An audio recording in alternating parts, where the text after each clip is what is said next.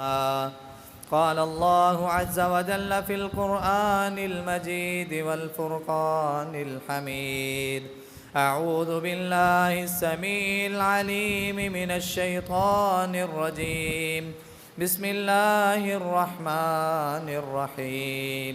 والذين تبوأوا الدار والإيمان من قبلهم يحبون من هاجر إليهم ولا يجدون في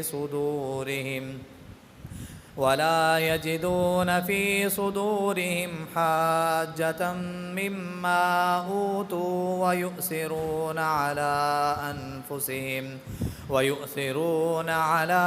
أنفسهم ولو كان بهم خصاصة ومن يوق شح نفسه فأولئك هم المفلحون.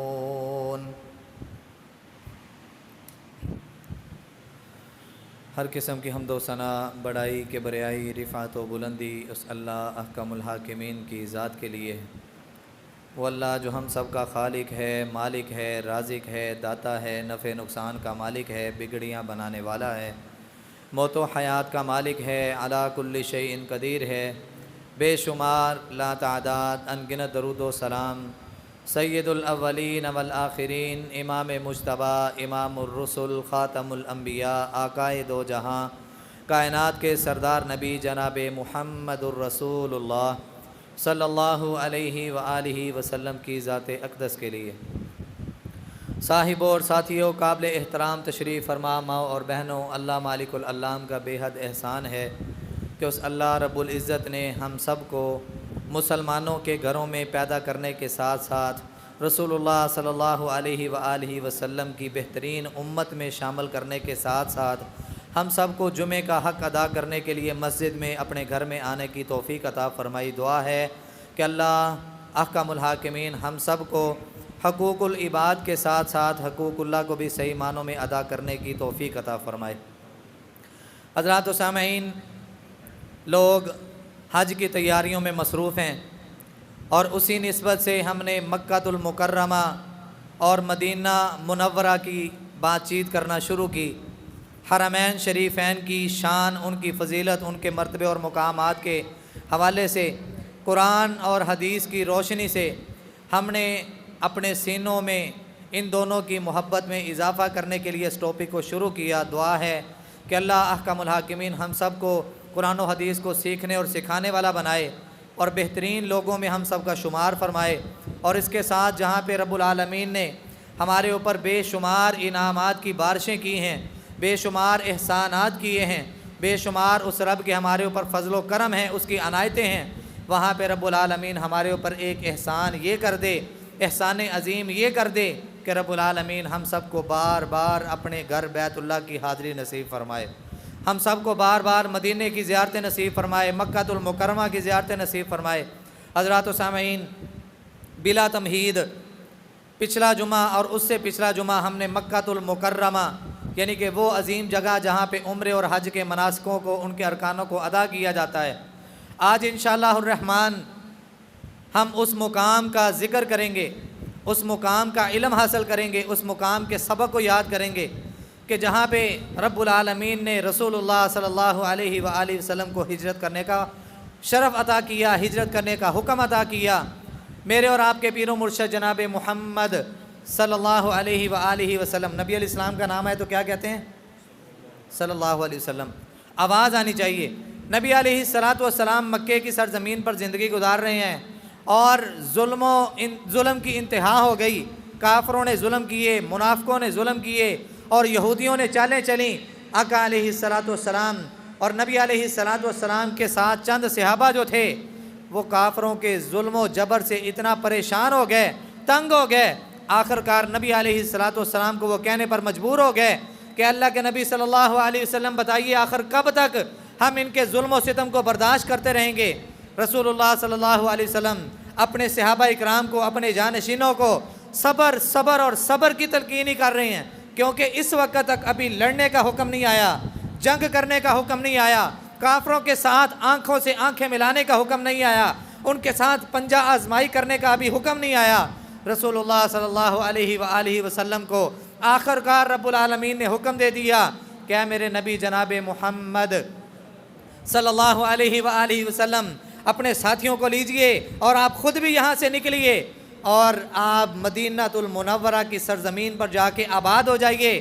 کافروں کو جب اس بات کا پتہ چلا کہ محمد صلی اللہ علیہ وآلہ وسلم جو یہاں پہ ایک رب کی دعوت دینے والا، وہ ہمارے ہاتھوں سے بنائے ہوئے خدا، معبود اور بت، ان کی دعوت کو نہ ماننے والا یا ان پر لبیک نہ کہنے والا، ہماری بات کو وہ اپنے پاؤں کی نوک پہ رکھنے والا اور ایک رب کی دعوت دینے والا، ہمارے معبودوں کی توہین کرنے والا، ہمارے معبودوں کا رد کرنے والا، ان کو جب اس بات کا علم ہوا کہ محمد صلی اللہ علیہ وآلہ وسلم اپنے ساتھیوں سمیت یہاں سے ہجرت کر کے جا رہے ہیں، آقا علیہ السلام کو قتل کرنے کا منصوبہ بنا لیا گیا کہ نبی علیہ السلام ہجرت کر کے تو جانا بڑی دور کی بات ہے، نبی علیہ السلام جب اپنے گھر سے باہر نکلیں گے، باہر بڑی تعداد میں فوج کا انتظام کر دیا گیا، کافروں کا ایک بہت بڑا لشکر وہاں پہ ان کو تھما دیا گیا کہ جیسے ہی محمد صلی اللہ علیہ وسلم اپنے گھر سے باہر نکلیں، سارے کے سارے وار کر کے ان کو شہید کر دو، ان کو قتل کر دو۔ نبی علیہ السلام اپنے گھر میں موجود ہیں، ساتھ میں علی المرتضیٰ رضی اللہ تعالی عنہ بھی موجود ہیں جو آقا علیہ السلام کے داماد ہیں، فاطمہ رضی اللہ تعالی عنہ کے سر کے تاج ہیں، حسن و حسین کے بابا ہیں، رسول اللہ صلی اللہ علیہ وسلم کے ساتھ ہیں۔ نبی علیہ السلام نے جب باہر کے منظر کا پتہ کیا تو دیکھا کہ دشمنوں نے ہاتھوں میں تلواریں پکڑی ہیں اور رسول اللہ صلی اللہ علیہ وسلم کو قتل کرنے کا پورا منصوبہ ہے۔ تھوڑے سے افسردہ ہوئے، تھوڑے سے غم زدہ ہوئے، آسمان والے رب نے رسول اللہ صلی اللہ علیہ وسلم پر وحی کر دی، اے میرے نبی پریشان ہونے کی ضرورت نہیں ہے، غم زدہ ہونے کی ضرورت نہیں ہے، جس رب نے آپ کو یہاں سے ہجرت کرنے کا حکم دیا ہے، جس رب نے آپ کو مکہ جیسی عظیم ترین، مکہ جیسا عظیم شہر چھوڑنے کا حکم دیا ہے اور کہیں اور جا کے آباد ہونے کا حکم دیا ہے، وہ رب کبھی آپ کو ضائع نہیں کرے گا، وہ رب کبھی آپ کو تنہا نہیں چھوڑے گا، وہ رب کبھی آپ کو اکیلا نہیں چھوڑے گا۔ حضرات، اس سبق میں، اس واقعے کے اندر میرے اور آپ کے لیے بھی ایک سبق ہے۔ مصیبتیں آ جائیں، پریشانیاں آ جائیں، غموں کے پہاڑ ٹوٹ جائیں، غموں کے بادل چھا جائیں، کوئی راہ نظر نہ آئے، کوئی راستہ نظر نہ آئے، چاروں طرف سے جب آپ دیکھ لیں کہ ہر طرف سے آپ ظلم کے اندھیروں میں گر چکے ہیں، کوئی نکلنے کا راستہ نہیں ہے، حضرات ایک راستہ پھر بھی موجود ہے جس کے اختیار میں پوری کائنات کے آسانیوں والے راستے ہیں۔ اس رب سے کال ملا لیجئے، اس رب سے اپنے تعلق کو مضبوط کر لیجئے، وہ سارے ظلم کے اندھیروں کو روشنیوں میں کنورٹ کرنے پر قادر ہے۔ ایویں نہیں اس کو کہتے ان اللہ علی کل شیء قدیر، کہ بے شک وہ رب ہر چیز پر قدرت رکھتا ہے۔ کافر سارے منصوبہ بنا کے باہر کھڑے ہیں، رسول اللہ صلی اللہ علیہ وآلہ وسلم کو رب العالمین نے یہ حکم دیا، اے میرے نبی صلی اللہ علیہ وسلم، آپ نے ایک کام کرنا ہے، اپنے ہاتھ میں مٹی لیں، سورۃ یاسین کی تلاوت کرنا شروع کر دیں اور تلاوت کر کے پھونک مار دیں اس مٹی کے اوپر، مٹی کو پھونک مارنا آپ کا کام ہے، ان سب کو اندھا اور نبینا کرنا رب العالمین کا کام ہے۔ رسول اللہ صلی اللہ علیہ وسلم نے اللہ کے حکم کی تابع داری کرتے ہوئے، اتباع کرتے ہوئے، پیروی کرتے ہوئے اس عمل کو کیا، سورۃ یاسین کی تلاوت کرنا شروع کی، اور کتنا پیارا قرآن ہے اور کتنی پیاری زبان سے سورۃ یاسین کی تلاوت ہے، تلاوت کرنے والے بھی بہت زیادہ پیارے، اور جس سورت کی تلاوت کی جا رہی ہے قرآن کا دل جس کو کہا جاتا ہے۔ رسول اللہ صلی اللہ علیہ وسلم نے تلاوت شروع کی اور تلاوت شروع کر کے اس مٹی کے اوپر پھونک ماری، رب العالمین نے اس مٹی کو ہوا میں اڑایا، سب کی آنکھوں میں دھول جھونک دی، سب کی آنکھیں اندھی ہو گئیں، سب کو دکھنا بند ہو گیا۔ رسول اللہ صلی اللہ علیہ وسلم کو رب العالمین حکم دیتے ہیں، میرے نبی بغیر کسی غم کے، بغیر کسی ڈر کے، بغیر کسی خوف سے ان کے اندر سے نکل جاؤ۔ رسول اللہ صلی اللہ علیہ وسلم یہاں سے ہجرت کر کے نکلے ہیں، ساتھ میں کون ہے؟ ابو بکر صدیق رضی اللہ تعالیٰ عنہ ہیں، علی المرتضیٰ رضی اللہ تعالیٰ عنہ کو اپنے بستر پر رکھا اور کہا، اے علی، لوگوں کی امانتیں میرے پاس ہیں۔ آج کیا ہوتا ہے، کمیٹیاں اکٹھی کی جائیں نا تو بے ایمان انسان کئی ایسے ہوتے ہیں کہ جن کے دلوں میں کھوٹ ہوتی ہے، جن کے دلوں میں بے ایمانی ہوتی ہے، ارادہ یہ ہوتا ہے کہ جیسے ہی سب کی کمیٹی اکٹھی ہوگی، رقم اکٹھی ہوگی، میں لے کے فر۔ نبی علیہ السلام نے ہمیں اس طرح کی دعوت نہیں دی، ہم مسلمان ہیں، مسلمان، اور جس نبی کا ہم نے کلمہ پڑھا ہے اس نبی کے پاس صرف مسلمانوں کی امانتیں نہیں تھیں، کافروں کی امانتیں تھیں، غیر مسلموں کی امانتیں تھیں۔ آج غیر مسلم وہ دھوکہ کریں تو کریں، مسلمان اپنے لیے دلیلیں ڈھونڈتے ہیں۔ دیکھیں جی، وہ غیر مسلم ہیں، ہم مسلمان ہیں، کیا ہم ان سے ڈالر کے معاملے میں یا ہم ان سے لین دین کے معاملے میں یا ہم ان سے کسی طرح بھی کوئی دھوکے والا معاملہ کر سکتے ہیں؟ کوئی فراڈ والا، کوئی فریب والا معاملہ کر سکتے ہیں؟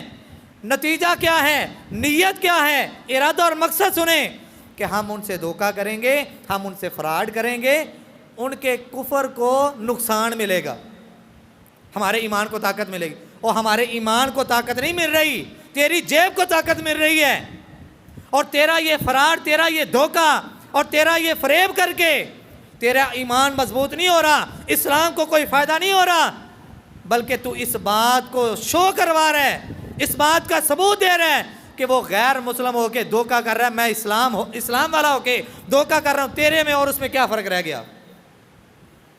رسول اللہ صلی اللہ علیہ وسلم نے علی المرتضیٰ رضی اللہ تعالیٰ عنہ کو کہا، اے علی، فلاں فلاں لوگوں کی امانتیں میرے پاس پڑی ہیں، تجھے یہاں پہ چھوڑ کے اس لیے جا رہا ہوں، اپنے بستر پہ چھوڑ کے اس لیے جا رہا ہوں کہ جب تک ان امانتوں کو ان کے سپرد نہ کر دیں تب تک واپس نہیں آنا، تب تک ہمارے پیچھے نہیں آنا، ہم مدینے جا رہے ہیں، اللہ کا حکم ہے۔ علی المرتضیٰ رضی اللہ تعالیٰ عنہ کو اپنے بستر پر لٹا دیا۔ کافروں کو جب رب العالمین نے وہ مہلت دی، وہ موقع دیا کہ جب انہوں نے اپنی آنکھوں کو ملا، صاف کر کے جب گئے، دیکھا اتنا وقت ہو گیا، محمد صلی اللہ علیہ وسلم ابھی اپنے گھر سے باہر نہیں نکلے، حکم ہوا کہ گھر پہ چڑھائی کر دو، اندر ہی جا کے قتل کر دو۔ اندر گیا تو دیکھا نبی علیہ السلام ہے ہی نہیں، اور بستر کو اٹھا کے دیکھا تو نیچے نظر آنے والی شخصیت کون سی تھی؟ سیدنا علی المرتضیٰ رضی اللہ تعالی عنہ۔ قصہ مختصر، نبی علیہ السلام ہجرت کر کے چلے گئے، ہجرت کے سفر میں بڑی دشواریاں آئیں، اور ان دشواریوں میں ایک دشواری بڑی مشہور ہے کہ رسول اللہ صلی اللہ علیہ وسلم ہجرت کر کے جا رہے تھے، غار کے اندر پہنچے، ساتھ میں ابو بکر صدیق رضی اللہ تعالی عنہ بھی ہیں جن کو یار غار کہا جاتا ہے۔ اور حضرات صرف یار غار نہیں، صرف اسلام میں آنے کے بعد نہیں، ابو بکر صدیق رضی اللہ تعالیٰ عنہ وہ عظیم ترین ہستی ہیں کہ رسول اللہ صلی اللہ علیہ وسلم نے جب تک نبوت کا اعلان نہیں کیا تھا تب بھی دوستی تھی، تب بھی دوستی تھی، اور نبی علیہ السلام کی ذات کی طرف نبوت کے بعد ہی لوگوں نے باتیں کرنا شروع کی ہے نا، نبوت والی زبان پہ جب یہ الفاظ آئے کہ رب العالمین نے مجھے نبی بنا کے بھیجا ہے، اس کے بعد لوگوں نے ظلم بھی کرنا شروع کر دیا، تشدد بھی کرنا شروع کر دیا، آقا علیہ السلام کو مارنا بھی شروع کر دیا۔ ابو بکر صدیق رضی اللہ تعالیٰ عنہ نے بھی کئی مارے کھائی ہیں۔ جب انہوں نے دیکھا، نبی علیہ السلام نے دعوت دی کہ ابو بکر، میں نے تیرے ساتھ اتنا عرصہ گزارا ہے، مجھے کیسے پایا ہے؟ ابو بکر صدیق رضی اللہ تعالیٰ عنہ کہتے ہیں آپ سے زیادہ سچا نہ کوئی صادق ہے نہ کوئی امین ہے۔ تو کہتے ہیں کہ رب العالمین نے مجھے نبوت عطا کی ہے، مجھے نبی بنایا ہے اور آخری نبی بنا کے بھیجا ہے۔ آج کی یاری، آج کی دوستیاں تو صرف کھانے پینے کی حد تک ہے نا، میں نے کھانے پہ بلا لیا، دوستی پکی ہے، میں نے کھانے پہ نہیں بلایا، کٹ آف ہو گیا معاملہ۔ ابو بکر صدیق رضی اللہ تعالیٰ عنہ کلمہ پڑھ کے مسلمان ہوتے ہیں، لوگوں کو پتہ چلا کہ ابو بکر بھی ساتھ مل گئے، لوگوں نے پکڑ کے مارا، اتنا مارا کہ جسم لہو لہان ہے، زخموں سے چور چور ہے، بے ہوش ہو کے گر پڑے۔ حضرات اٹھایا گیا، ان کو گھر لے جایا گیا۔ والدہ کہتی ہیں اس محمد کا کلمہ چھوڑ دے صلی اللہ علیہ وسلم، اس محمد صلی اللہ علیہ وسلم کا ساتھ چھوڑ دے، کیوں اپنی جان کا دشمن بنا ہوا ہے؟ ہوش آئی، ہوش آتے ہی ہمارے جیسا ہوتا تو کیا کرتے؟ ایسے راستے پہ چلنے کی ضرورت ہی کیا ہے کہ جہاں پہ انسان کی جان ہی چلی جائے؟ کیوں جی، ایسے ہی بات ہوتی ہے نا، ایسے جملے اور ایسے کلمات ہوتے ہیں ہماری زبانوں پر۔ ابو بکر صدیق رضی اللہ تعالیٰ عنہ کہتے ہیں، اماں جان مجھے یہ بتائیں کہ میرے نبی کا کیا حال ہے، میرے نبی کا کیا حال ہے؟ والدہ اتنی دیر سے سر کپا رہی ہیں کہ محمد کا کلمہ چھوڑ دے، محمد کا ساتھ چھوڑ دے، اور ان کی آنکھیں کھلی ہیں، ہوش آتے پہلے جملے کیا ہیں کہ میرے ساتھی، میرے دوست محمد صلی اللہ علیہ وسلم کا حال کیا ہے؟ حضرات یہ وہ یار غار کے اندر ہیں، اور اللہ احکم الحاکمین نے اس موقع پر بھی ان دو ہستیوں کی حفاظت کس انداز میں فرمائی۔ قرآن مجید کے اندر رب العالمین نے اس کا نقشہ کھینچا۔ ابو بکر صدیق رضی اللہ تعالیٰ عنہ کہتے ہیں کہ ہم غار کے اندر موجود تھے، غار کے اندر موجود ہیں، اور میں نے جھک کے تھوڑا سا نیچے دیکھا تو کافر سارے باہر کھڑے ہیں، اور میں غم زدہ ہو گیا، پریشان ہو گیا۔ نبی علیہ السلام نے میرے چہرے کو دیکھا۔ آقا علیہ السلام فرماتے ہیں ابو بکر کیا پریشانی ہے؟ اے اللہ کے نبی صلی اللہ علیہ وسلم ہم غار کے اندر ہیں، دشمن غار کے باہر ہے، اور رب نے وہاں پہ ایک مکڑی کو حکم دیا، اس مکڑی نے جالا تن دیا، ایسے ہی کہ جیسے یہاں پہ صدیوں سے کوئی نہیں آیا۔ حفاظت کی تدبیریں کرنے والی ذات کون سی ہے؟ اللہ۔ قرآن نے اعلان کیا وَمَكَرُوا وَمَكَرَ اللَّهُ وَاللَّهُ خَيْرُ الْمَاكِرِينَ۔ لوگ دنیا میں تدبیریں کرتے ہیں، پلاننگز کرتے ہیں، اور اصل پلاننگ کس کی ہے؟ رب العالمین کی۔ اصل تدبیر کام آنے والی کس کی ہے؟ رب العالمین کی ہے۔ اصل فیصلہ جو اٹل ہے وہ کس کا ہے؟ رب العالمین کا ہے۔ نبی علیہ السلام فرماتے ہیں لا تحزن ان اللہ معنا، اے ابو بکر پریشان نہیں ہونا، ہمارے ساتھ کون ہے؟ کیا کبھی ہم نے بھی اس طرح سوچا ہے؟ سر کو درد شروع ہو جائے، گھر کو سر پہ اٹھا لیتے ہیں، پورے گلی محلے میں پتہ چل رہا تھا فلاں بندے کو سر کی درد ہو رہی ہے، فلاں بیماری آ گئی ہے، فلاں مصیبت آ گئی ہے، فلاں رب کا امتحان آ گیا ہے۔ خوشی اور غمی کے موقع پہ دیکھ لیں ہم اپنے آپ سے باہر ہوتے ہیں کہ نہیں ہوتے؟ غم کا موقع آ جاتا ہے، حضرات رب العالمین دو طرح سے بندے کو آزماتے ہیں، ایک مرتبہ دے کے، دوسری مرتبہ لے کے۔ دے کے آزمایا جا رہا ہے اور لے کے آزمایا جا رہا ہے۔ اولاد رب کی نعمت ہے کہ نہیں؟ رب نے دی ہے کہ نہیں؟ اور اگر یہ رب نے واپس لے لیا، رب واپس لے کے بھی دیکھنا چاہتا ہے کہ اس وقت تو صبر کے دامن کو تھامتا ہے کہ نہیں تھامتا۔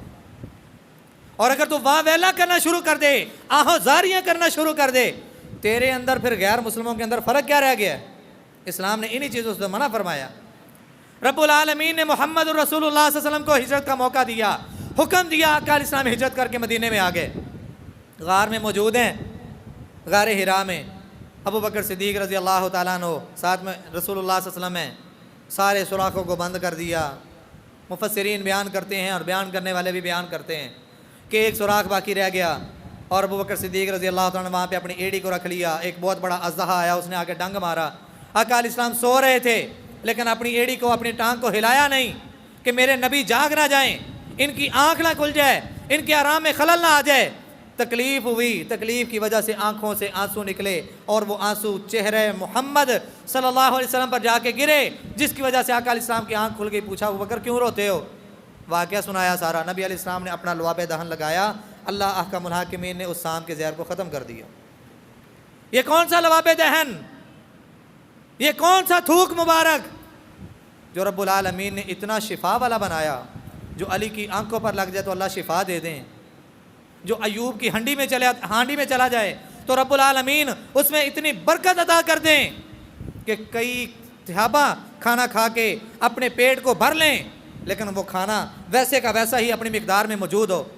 حضرات یہ شانیں، یہ عظمتیں کس رب نے عطا کی ہیں؟ اس رب العالمین نے عطا کی ہیں۔ کئی امتحانوں سے گزرنے کے بعد صحابہ اکرام نے یہ سارے مناظر دیکھے۔ قصہ مختصر، نبی علیہ السلام مدینے میں چلے گئے، اور زمانہ جاہلیت میں اس مدینے کا نام کیا تھا جی؟ کئیوں نو پتہ، کئیوں نو نہیں پتہ، اور ہم میں سے کئی ایسے ہوں گے کہ جو 1 مرتبہ، 2 مرتبہ، 3 مرتبہ، 4 مرتبہ رب نے ان کو عمرے کی سعادت بھی نصیب کی ہوگی، عمرے کی سعادت بھی نصیب کی ہوگی، لیکن ہمیں پتہ ہی نہیں ہے، کیونکہ ہم تو لکیر کے فقیر ہیں۔ ہم نے جو سنا، جو سیکھا، جو پڑھا، بس اسی کے پیچھے۔ اللہ احکم الحاکمین نے آپ کو اتنے بڑے انعام سے نوازا ہے، اتنا بڑا رب آپ کے اوپر احسان کر رہے ہیں کہ آپ کو اپنے گھر کی زیارت کے لیے بلا رہے ہیں، تو کیا پھر یہاں پہ میرا اور آپ کا حق نہیں بنتا؟ حق نہیں بنتا کہ ہم ان ساری چیزوں کے متعلق پڑھ کے جائیں، سیکھ کے جائیں کہ یار میں نے کرنا کیا ہے وہاں پہ جا کے، اور وہ جگہ کتنی عظمتوں والی جگہ ہے۔ میں نے اگر بیت اللہ کا طواف کرنا ہے تو اس کی شان کیا ہے، مقام ابراہیم پر نفل پڑھنے ہیں اس کی فضیلت کیا ہے، صفا مروہ کی سعی آخر کی کیوں جاتی ہے، زمزم کے پانی کو پینے کا یا اپنے جسم پر لگانے کا حکم کیا ہے، اس کے بعد ہم نے اپنے سر کو منڈوانا ہے یا اپنے بالوں کو کتروانا ہے، اس کا حکم کیا ہے اور شان کیا ہے۔ مدینے میں اگر ہم جا رہے ہیں تو مدینے میں جانے کا مقام کیا ہے، اس کی شان کیا ہے۔ مکے کے اندر نمازیں پڑھ رہے ہیں، اس کی فضیلت کتنی ہے۔ مدینے کے اندر جا کے نمازیں پڑھ رہے ہیں، اس کی شان کتنی ہے۔ یہ سارے سبق سیکھنے چاہیے، یہ سارے سبق سیکھے ہوں گے تو یقین جانیے آپ کے ایک ایک رکن میں تاثیر ہوگی، عبادت میں سرور آئے گا۔ جب آپ کو آپ کی عبادت میں سرور آئے گا تو کیا آپ کو آپ کا رب پورا اجر نہیں دے گا؟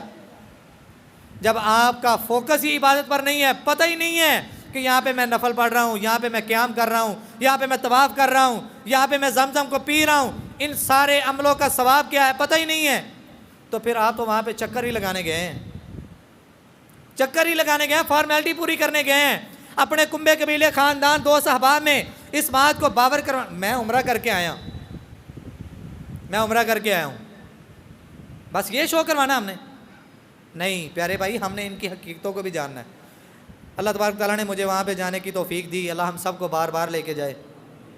جس دن ہماری واپسی تھی گاڑی پہ ایک دوست بیٹھا ہوا تھا اور وہ بتا رہا تھا میں فلاں بھی جگہ گیا، فلاں جگہ زیارت کر کے آیا، فلاں جگہ زیارت کر کے آیا، بڑی اس نے جگہوں کا نام بتایا، اور غار حرا پہ گیا، غار ثور میں گیا۔ اچھا یہ وہ زیارتیں ہیں کہ جہاں پہ اگر آپ نہیں بھی جاتے تو کوئی مسئلہ نہیں ہوتا، لیکن ہمارے ہاں ایک ذہن بن چکا ہے کہ وہاں پہ نہیں جائیں گے تو ہمارا عمرہ ہی نہیں ہے۔ دین اسلام مشقت کا نام نہیں ہے۔ آج لوگ جا رہے ہیں اتنی بلندیوں پہ چڑھ کے، اتنی مشقتوں کا سامنا کر کے، کیوں جی؟ نبی علیہ السلام یہاں پہ ٹھہرے تھے، خدیجہ رضی اللہ تعالیٰ عنہ ان کے لیے کھانا لے کے جاتی تھی، یار وہ تو بیوی تھیں، بیوی ہونے کے ناطے خامد کا جو حق تھا اس کو ادا کرنے کے لیے جاتی تھی وہاں پہ۔ غار حرا ہے یا غار ثور ہے یا جتنی بھی اس طرح کی زیارتوں کی جگہ ہیں حضرات، مدینے کے اچھا زیارتیں کرنے کے چکر میں ہم اپنی کتنی نمازیں ضائع کرتے ہیں، کبھی غور کیا؟ پچھلے جمعے ہم نے سنا تھا آخر پہ، کیا کسی کو سبق یاد ہے کہ بیت اللہ کے اندر ایک نماز پڑھنے کا ثواب کتنا ہے؟ جنہوں نے پتا ذرا ہاتھ کھڑا کرو۔ ہاں ماشاءاللہ، بیت اللہ کے اندر ایک نماز پڑھنے کا ثواب 1,00,000 نماز کے برابر ہے۔ کتنی نمازیں؟ اور مدینے کا بھی ابھی ہم سنتے ہیں کیونکہ ابھی ہم اس طرف ہی جا رہے ہیں۔ زیارتیں کرنے کے چکر میں ہم اپنی کتنی نمازیں ضائع کر دیتے ہیں، اور پھر کئی تو ایسے ہیں کہ جن کو اللہ تعالیٰ نے توفیق دی ہے، جن کو نماز چھوڑنے کا گناہ پتہ ہے، وہ جہاں بھی ان کو کہیں مسجد ملتی ہے وہ پڑھ لیتے ہیں، لیکن کئی ایسے سستی کے مارے انسان ہیں کہ جو زیارتوں کے چکر میں اپنی نمازوں کو ترک ہی کر دیتے ہیں۔ پھر ظہر جاتی ہے، عصر جاتی ہے، مغرب جاتی ہے، عشاء جاتی ہے، جمعہ جاتا ہے، جائے کوئی ٹینشن نہیں ہے، کوئی پرواہ نہیں، بس ذہن پہ ایک بھوت سوار ہے، وہ کیا ہے؟ زیارتیں کرنی۔ زیارتیں کرنے کے چکر میں ہم اپنا کتنا بڑا اجر اپنے ہاتھ سے اس کو ضائع کر رہے ہیں، کتنے بڑے اجر سے اپنے آپ کو محروم کر رہے ہیں۔ حضرات وہ بات کر رہا تھا گاڑی کی، بندے نے زیارتوں کے نام بتایا، میں فلاں جگہ پہ بھی گیا، فلاں جگہ پہ بھی گیا، اتنے ریال۔ میں اس کے ساتھ بیٹھا ہوا تھا، میں نے کہا مجھے ایک بات ہے، یثرب گئے ہو؟ وہ بندہ پریشان ہو گیا۔ یثرب کس کا نام ہے؟ مدینے کا۔ اب اس بندے کو اس بات کا پتہ ہی نہیں ہے۔ مدینے کے اندر اس نے طرح طرح کی زیارتیں کی ہیں، لیکن اس بندے کو اس بات کا علم نہیں ہے کہ مدینے کا جو پرانا نام تھا وہ کون تھا؟ کیا نام تھا؟ یثرب۔ زمانہ جاہلیت میں آقا علیہ السلام کی آمد سے قبل اس مدینے کا نام یثرب تھا۔ حقیقت کا اندازہ ہی نہیں ہے، حقیقت کا پتہ ہی نہیں ہے۔ وہ پریشان ہوا، پھر میں نے ذرا اس کو تسلی دی، میں کہا پریشان نہیں ہونا، جس مدینے میں آپ رہ کے آئے ہیں، جس مدینے کی آپ نے زیارتیں کی ہے، اس کا نام یثرب ہوتا تھا۔ آقا علیہ السلام آئے تو رب العالمین نے اس کے نام چینج کر دیے۔ 6 نام اس کے ذکر ہیں احادیث کے اندر اور قرآن کی آیات کے اندر۔ پہلا نام کیا ہے؟ رسول اللہ صلی اللہ علیہ وسلم نے قرآن مجید کی زینت ان آیات کو رب العالمین نے بنایا، اور نبوت والی زبان نے اپنی زبان حال سے ان کو پڑھ کے سنایا۔ ما کان علی اہل المدینہ، اس کا نام کیا ہے؟ جڑے جڑے جانا چاہتے ہیں نا بولو، اس کا نام کیا ہے؟ ما کان علی اہل المدینہ۔ رب العالمین نے اس کا ایک نام رکھا مدینہ۔ پہلے نام کیا تھا؟ سبق یاد کر لو، آج آپ کو یاد ہوگا، اپنی نسلوں کو یاد کروا سکتے ہیں۔ اندازہ کیجئے بچپن سے لے کے آج تک ہمیں پتہ ہی نہیں ہے، اور آج بھی اگر اس سبق کو ہم نے اپنے اوپر سے گزار دیا، کیا اولادوں کو سبق دیں گے؟ کیا اپنے بیوی بچوں کو پڑھائیں گے؟ کیا ان کو سکھائیں گے؟ اچھا جی، ایک اس کا نام کیا ہے؟ مدینہ، اور دوسرا اس کا نام ہے طابہ۔ رسول اللہ صلی اللہ علیہ وسلم کی حدیث ہے صحیح مسلم کی، ان اللہ تعالیٰ سمی المدینہ طابہ، رب العالمین نے خود اس مدینے کا نام چنا ہے، خود اس مدینے کا نام رکھا ہے، اور وہ نام کیا ہے؟ طابہ، مطلب پاک کرنے والا شہر، پاک کرنے والا شہر۔ اور تیسرا اس کا نام ہے طیبہ۔ کیا نام ہے؟ طیبہ۔ انہا طیبۃ یعنی المدینہ وانہا تنفی الخبث کما تنفی النار خبث الفضہ۔ اللہ احکم الحاکمین نے اس کا نام طیبہ رکھا ہے، اس کا معنی بھی ہے پاک کرنے والا شہر، یعنی کہ اس کے اندر منافقت رکھنے والا، جس کا پورا ایمان اخلاص والا نہیں ہے، مدینے کی سرزمین کے اندر رب العالمین نے ایک ایسا کرنٹ رکھا ہے کہ خباثت کرنے والا، منافقت رکھنے والا، جو ایمان کا کھوکھلا انسان ہے، وہ مدینے کی سرزمین پر رہ ہی نہیں سکتا، مدینے کی سرزمین پر نہیں رہ سکتا۔ مدینے کی سرزمین اس کو اپنے اندر سے اٹھا کے باہر پھینکے گی۔ یہ دعویٰ کس کا ہے؟ یہ اعلان کس کا ہے؟ یہ پیغام کس کا ہے؟ محمد عربی صلی اللہ علیہ وسلم کا پیغام ہے۔ اس کے بعد اس کا نام ہے الدار، والذین تبوؤا الدار والایمان من قبلہم، جو ہم نے خطبے کے سٹارٹ پہ آیت سنی ہے، والذین تبوؤا الدار والایمان من قبلہم، کہ وہ لوگ کہ جو مدینے میں مقیم ہیں، الدار کہتے ہیں گھر کو، اور اس کے بعد اس کو ایک اور نام دیا گیا جس کا نام ہے مضبوط زرہ۔ رسول اللہ صلی اللہ علیہ وآلہ وسلم کو خواب آیا اور آقا علیہ الصلوۃ والسلام نے اپنے آپ کو مدینے کی سرزمین میں پایا، اور نبی علیہ السلام نے اس خواب کی تعبیر مضبوط زرہ کے ساتھ کی۔ آقا علیہ السلام نے فرمایا میں مدینے کی سرزمین کو مضبوط زرہ کے طور پر تصور کرتا ہوں، مطلب اس کا نام مضبوط زرہ بھی ہے۔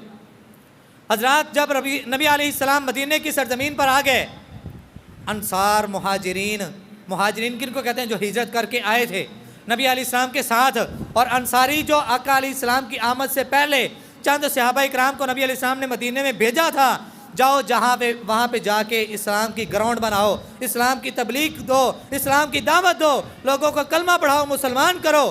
حضرات وہ انصاری صحابہ جو مدینے میں نبی علیہ السلام سے پہلے تھے اور وہیں پر مقیم تھے، آقا علیہ الصلوۃ والسلام کا اور ہجرت کر کے آنے والے لوگوں کا پرجوش انداز میں استقبال کرتے ہیں۔ آقا علیہ الصلوۃ والسلام انصاریوں کو اور مہاجروں کو آپس میں بھائی بھائی بناتے ہیں، اور انصار اور مہاجرین نے، یعنی کہ پھر ان مسلمانوں نے آپس میں اثار و قربانی کی مثالیں قائم کی، اخوت اور بھائی چارے کو ایسی مثالوں میں تبدیل کر دیا کہ رہتی دنیا تک آپ کو اس طرح کے واقعات دیکھنے میں ملیں گے نہیں، سننے میں نہیں ملیں گے۔ کیسی اثار و قربانی؟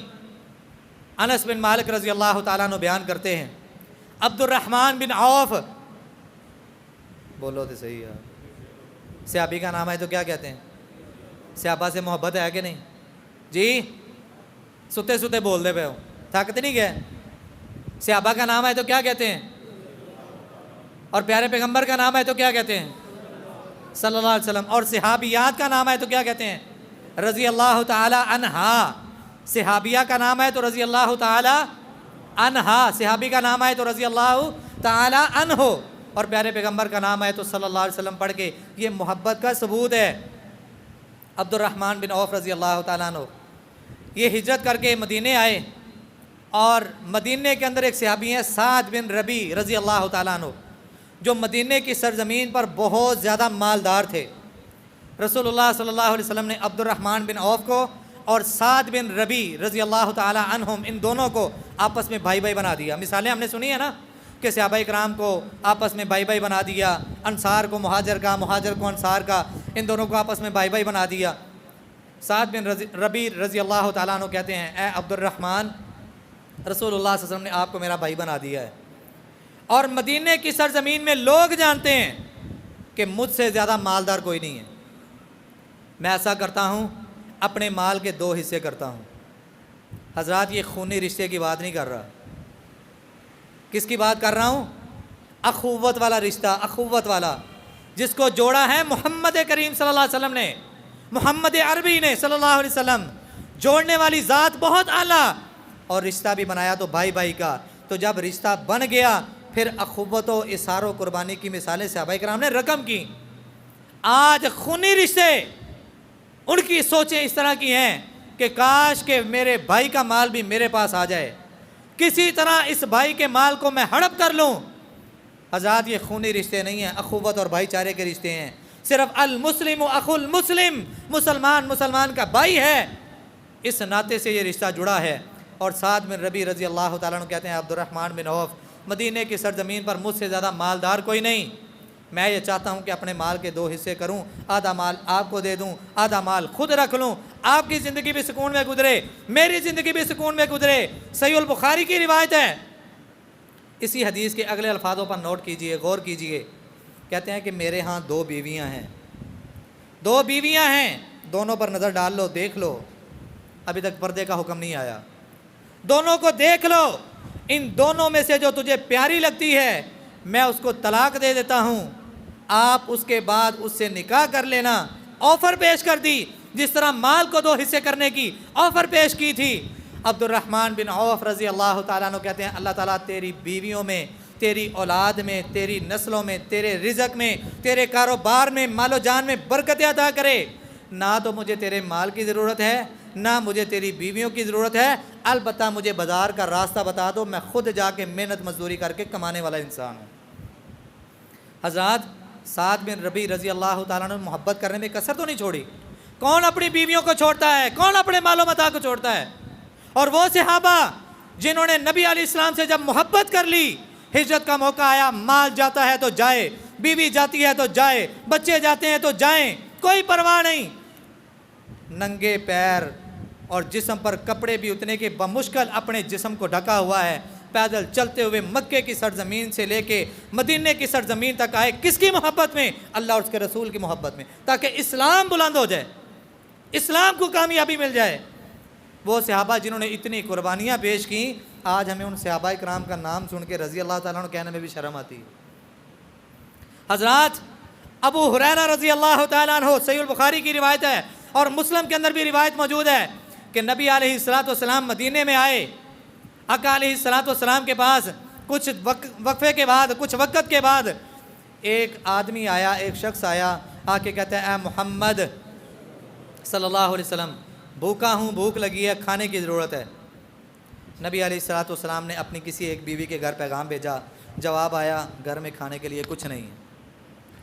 حضرات غور کیجئے، کیوں جی آج ہم ماشاءاللہ 2 وقت 3 وقت پیٹ بھر کے کھانا کھاتے ہیں، اور اس کے بعد بھی ہماری زبان پر ناشکری کے کلمات ہیں۔ جس نبی کا میں نے اور آپ نے کلمہ پڑھا ہے، جس نبی نے اس امت کے لیے پتھر کھائے، جس نبی نے اس امت کے غم میں ساری رات رو کے مصلے پر گزاری، اس نبی کے گھروں کی کیفیات ذرا چیک کیجئے۔ پیغام بھیجا، بیوی کی طرف سے جواب آیا اللہ کے نبی صلی اللہ علیہ وسلم گھر میں کھانے پینے کے لیے کچھ نہیں ہے۔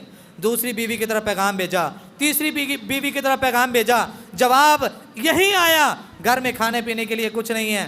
آقا علیہ السلام نے پھر اپنے سفیر کو بھیجا اپنی چوتھی بیوی کی طرف، جواب کیا آتا ہے والذی بعثک بالحق ما عندی الا ماء، اللہ کی قسم جس کے ہاتھ میں میری جان ہے، جس نے آپ کو نبوت کا تاج دے کے بھیجا ہے، ہمارے گھر میں پانی کے علاوہ کھانے پینے کے لیے کچھ نہیں۔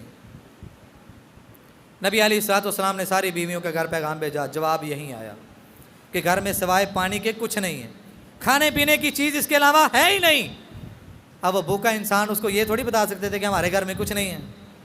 نبی علیہ السلام کہتے ہیں یا انصار، اے میرے انصاریوں، یہ میرا ایک مہمان ہے، یہ ایک مسافر ہے جو بھوکا ہے، کون ہے جو اس کو روٹی کھلائے، اس کو کھانا کھلائے؟ اللہ احکم الحاکمین اس پر اپنی رحمت نازل کرے گا۔ ایک انصاری صحابی اٹھے، ہاتھ کھڑا کیا، اللہ کے نبی صلی اللہ علیہ وسلم یہ آپ کا مہمان ہے، ابھی میرا مہمان ہے، اس کو میں کھانا کھلاؤں گا۔ گھر لے کے گئے، اور اس صحابی کے گھر کی کیفیت بھی کچھ اس طرح کی نہیں تھی کہ وہ ملک ریاض جیسے کھانے کھاتا تھا۔ اس صحابی کے گھر کی کیفیت بھی دیکھیے، وہ کوئی ہمارے وزیر اعظم، ہمارے صدر، ہمارے وزیر اعلیٰ کے پروٹوکول جیسا نہیں تھا۔ گھر گیا، جا کے بیوی سے پوچھا کھانے پینے کے لیے کچھ ہے؟ محمد الرسول اللہ صلی اللہ علیہ وسلم کا مہمان آیا ہے، اس کو بھوک لگی ہے، اس کو کھانا کھلانا ہے۔ بیوی کہتی ہے کھانا تو صرف اتنا سا ہے کہ جس سے ہمارے بچوں کی بھوک ختم ہو سکے، کھانا تو صرف بچوں کے لیے۔ کہتا ہے ایسا کرو، بچے جب کھانا مانگیں ان کو ایسے ہی سلا دینا، بھوکا ہی سلا دینا، اور کھانا ہمارے سامنے رکھ دینا، اور ایک کام اور کرنا، گھر میں چراغ ہے، اس چراغ کو صحیح کرنے کے بہانے اس کو بجھا کے آپ بھی ہمارے پاس آ کے بیٹھ جانا اور ایسے ہی اپنے منہ کو ہلاتے رہنا، گویا کہ ہم بھی آپ کے ساتھ کھانا کھا رہے ہیں۔